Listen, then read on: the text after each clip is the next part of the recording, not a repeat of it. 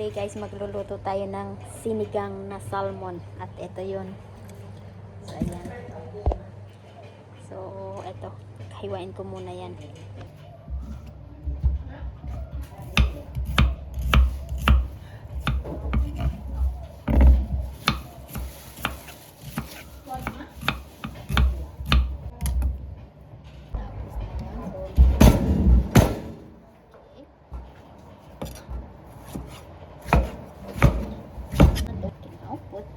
Tomato.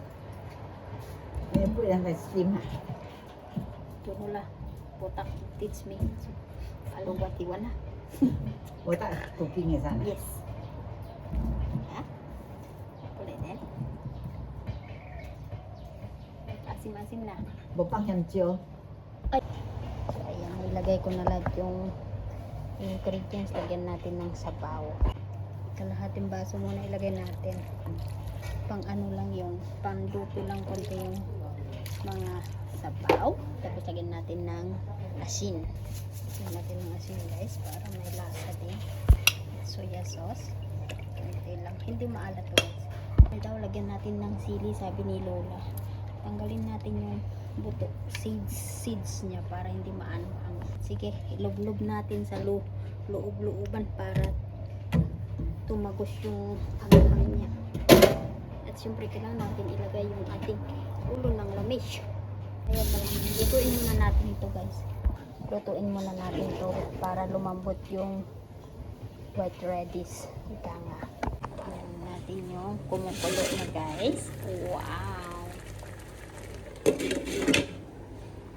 So now we're going to cook already. Sarap!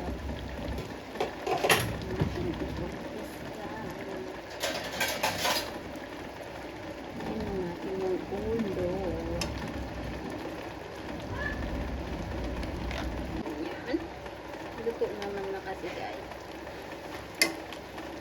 Ulok-op. Sikat na ng ulok dyan.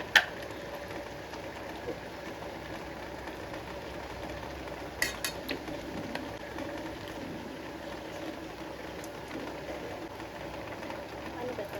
Ganyan. Kailangan ko pa natin. So, ganyan. Siyempre, ganyan. Siyempre, lagyan natin yan. Katawan, naging katawan. So, ayan.